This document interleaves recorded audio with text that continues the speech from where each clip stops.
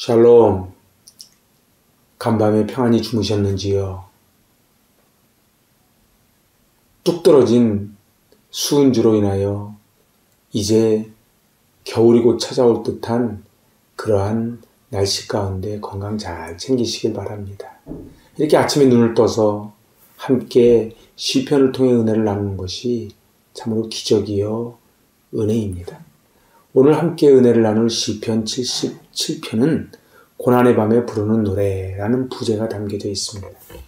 우리는 고난을 당할 때 왜 하필이면 나인가 하는 그러한 마음이 들지요. 시편 42편 5절처럼 내 영혼아 어찌하여 낭망하며 어찌하여 내 속에서 불안하여 하는고. 우리는 몸이 힘들고 마음이 힘들고 낙심으로 그것이 전해집니다. 그래서 절망적인 위기 가운데에 오늘 이 시인은 몸부림치고 그리고 기도하고 찬양으로 이겨내는 그러한 시입니다. 오늘 이 시편을 통해 우리 삶에 오는 것은 고난과 함께 회의입니다. 도대체 내가 제대로 인생을 살고 있는가? 혹시 하나님이 나를 버리시지는 않을까? 오늘 이 시편 77편은 두 단락으로 나눠집니다.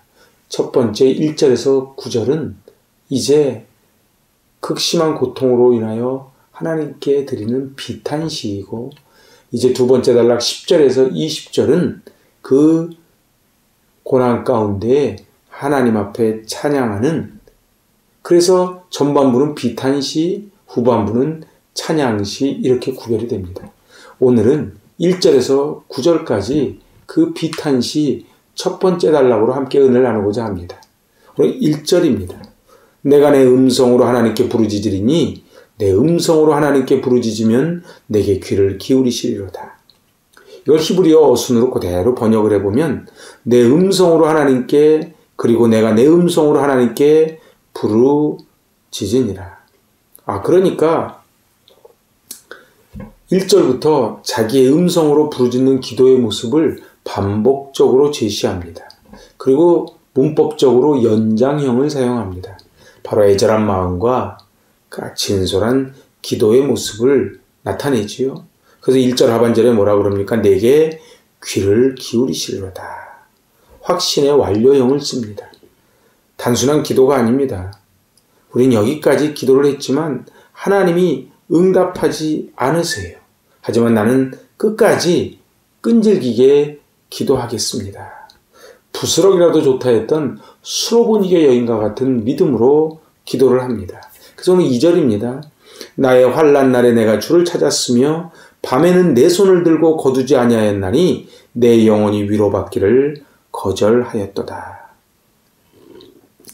오늘 히브리어를 가만히 쳐다보면은 평소에 히브리어가 쓰는 어순과는 바꾸어 배치를 합니다. 오늘 자세히 보면요, 1절은 하나님, 히브리어로 엘로힘을 사용합니다. 근데 2절에서는 주, 아도나이를 사용합니다. 결국은 하나님께서는 종된 우리의 안전을 지켜주시고 또 지켜주셔야만 한다는 것을 부각시키기 위하여 아도나이라는 신명을 쓰지요. 근데 오늘 2절 하반절에 보니까 위로받기를 거절하였도다. 잘 이해가 안 되지요. 그런데 이거는 개인의 극심한 고난이나 슬픔에 처해 있을 때에 나타내는 히브리 관용 어구입니다. 그러니까 위로받기를 거절하였다는 것은 제발 저를 위로하여 주십시오 라고 하는 반어법인 게지요. 기도의 응답은 하나님의 약속이기에 환난 날에 하나님을 찾으면 반드시 응답된다고 하는 것입니다. 너는 내게 부르짖으라. 내가 내게 응답하겠고 내가 알지 못하는 크고 비밀한 일을 너에게 보이리라. 아멘. 그 하나님의 약속을 믿고 내 영혼이 위로받기를 거절하였도다. 저는 위로해 주실 때까지 이 기도의 자리를 떠나지 않겠습니다. 그런 표현입니다. 오늘 3절입니다. 내가 하나님을 기억하고 불안하여 근심하니 내 심령이 상하도다. 내가 하나님을 기억했다는 에즈케라, 바로 미완료 연장형을 씁니다. 환난에 직면한 이 시인이 하나님을 생각하고 하나님을 기억하고 계속하여 간구하는 모습입니다. 그 결과는 결코 긍정적이지 않았던 것 같습니다. 왜냐하면 시인이 불안하여 근심했다고 이야기하니까요. 여기서 말하는 심령이 상하도다. 심령이 루하우입니다. 기억나시는지요? 바로 창세기에 흙으로 사람을 빚으시고 그 코에 생기를 불어넣는다 할 때 그 생기가 리빙 소울, 바로 루하우입니다. 근데 오늘 이 심령이 바로 그 루하우를 씁니다. 영혼, 생명, 호흡 이런 뜻을 담고 있지요. 오늘 하나님에 대한 의심을 품으면서 이제 우리의 마음은 위태롭고 쇠약하게 됐는데 내 심령이 바로 내 마음의 중심이 상하게 됐다는 것입니다. 자, 이제 4절입니다. 주께서 내가 눈을 붙이지 못하게 하시니 내가 괴로워 말할 수 없나이다.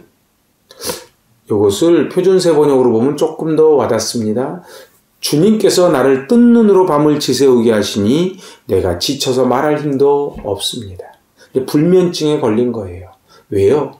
계속 기도해도 응답하지 않고 내가 불안하여 근심하고 내 심령이 상해지니 이 시인은 하나님의 내 기도를 들어 응답해 주실 것이라고 하는 확신이 있으면서도 너무도 응답이 더디오니 혹시 나를 잊지는 않으셨는지 그러한 불안감에 지금 불면증이 왔다는 것이지요.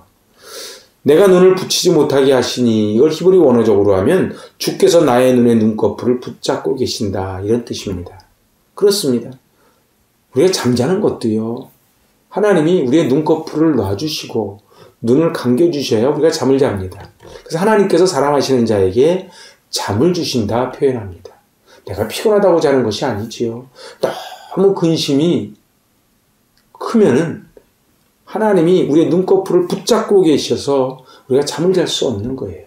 그래서 우리 밤에는 기도해야 됩니다. 하나님, 제 눈꺼풀을 놔주십시오. 제가 잠들게 해주십시오.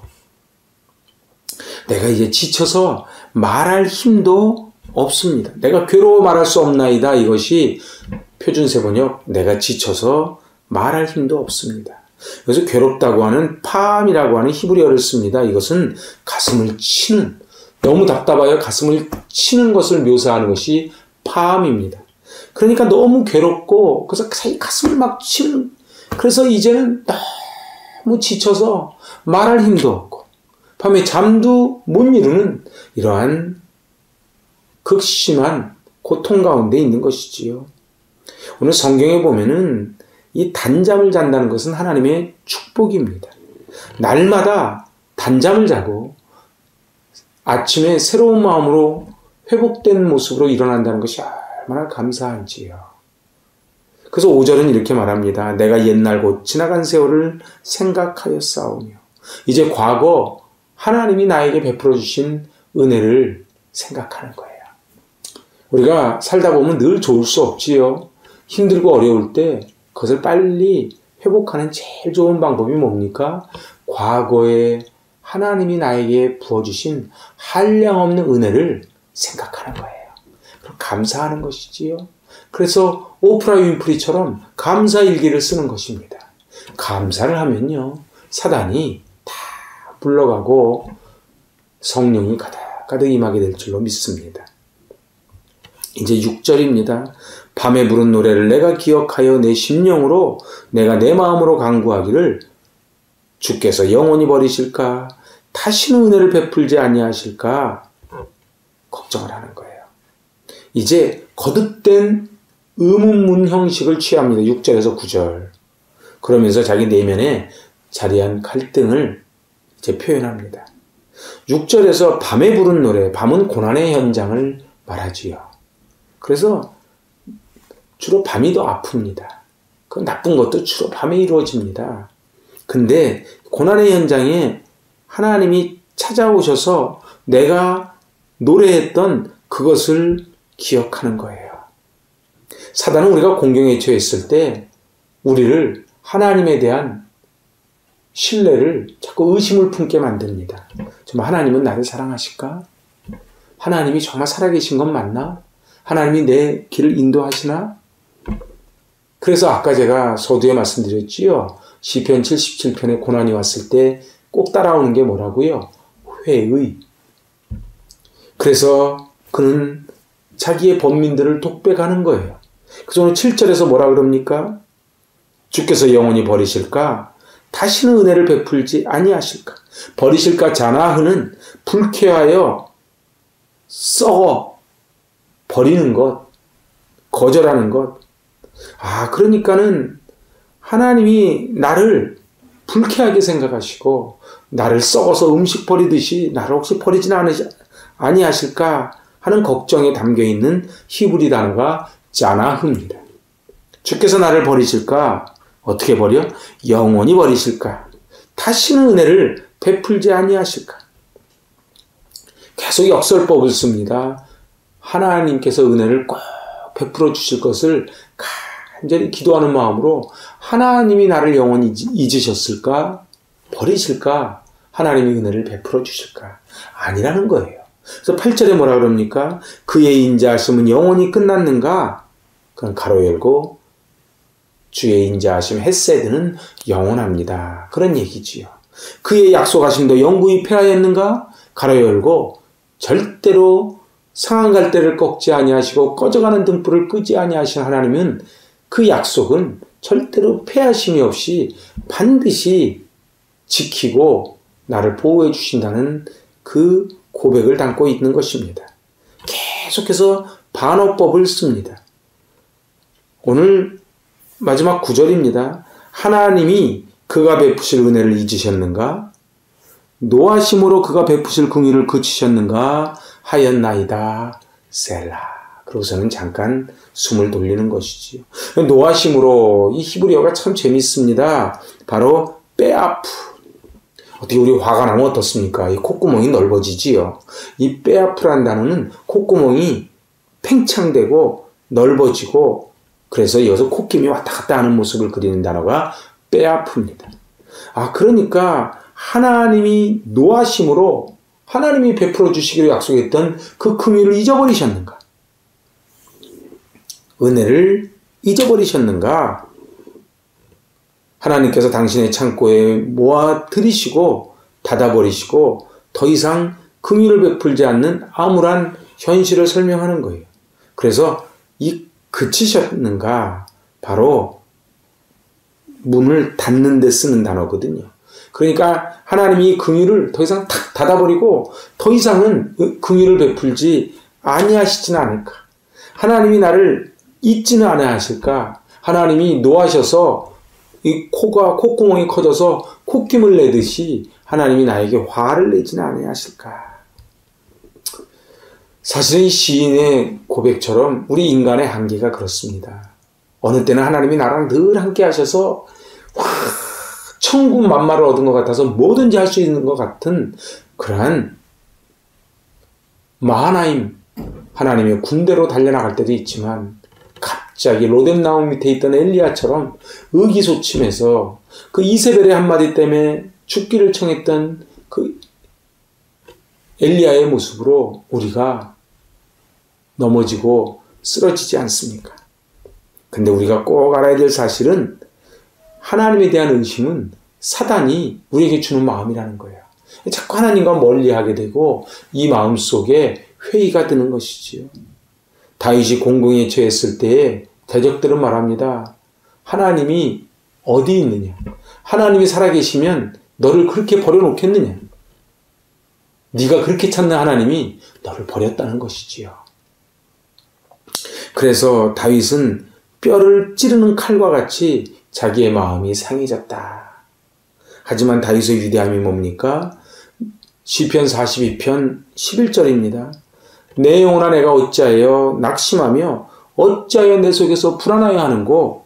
너는 하나님께 소망을 두라.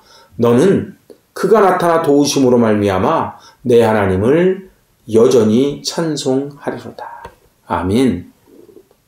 우리는 낙심이 오고 불안하고 그래서 회의가 들지만은 오늘 우리를 도와주시는 하나님을 여전히 찬송하겠다고 하는 시편 기자처럼 오늘 주님 손 붙잡고 승리하실 수 있기를 바랍니다. 사단의 유혹에 넘어가지 않고 하나님만 바라며 오로지 찬송을 하겠다는, 그래서 오늘 이제 다음번에 볼 10절에서 20절에서 이 비탄시에서 찬송시로 넘어갑니다. 날마다 좋을 순 없지요. 날마다 맑은 날이 올 순 없지요. 그러나 먹구름 너머에 태양이 있음을 알기에, 이것은 막다른 골목이 아닌 지름길 터널임을 믿기에 오늘 주님 손 꼭 붙잡고 승리하실 수 있기를 바랍니다. 아멘. 하나님 아버지 감사합니다. 우리의 마음은 불안하고 낙심되어 회의가 될 때도 있지만 오늘 주님의 손을 붙잡고 찬송하고 여전히 찬송하겠다는 시편 기자의 고백처럼 오늘 비탄이 변하여 찬송이 되게 하시고 우리의 낙심이 변하여 희망, 감사가 되게 하여 주시옵소서. 갑자기 추워지는 날씨 건강 지켜주시고 주님 손 붙잡고 승리케 하여 주시옵소서. 예수님의 이름으로 감사하며 기도하옵나이다. 아멘. 샬롬. 추운 날씨 건강 챙기시고요. 꼭 승리하실 수 있기를 바랍니다. 아멘.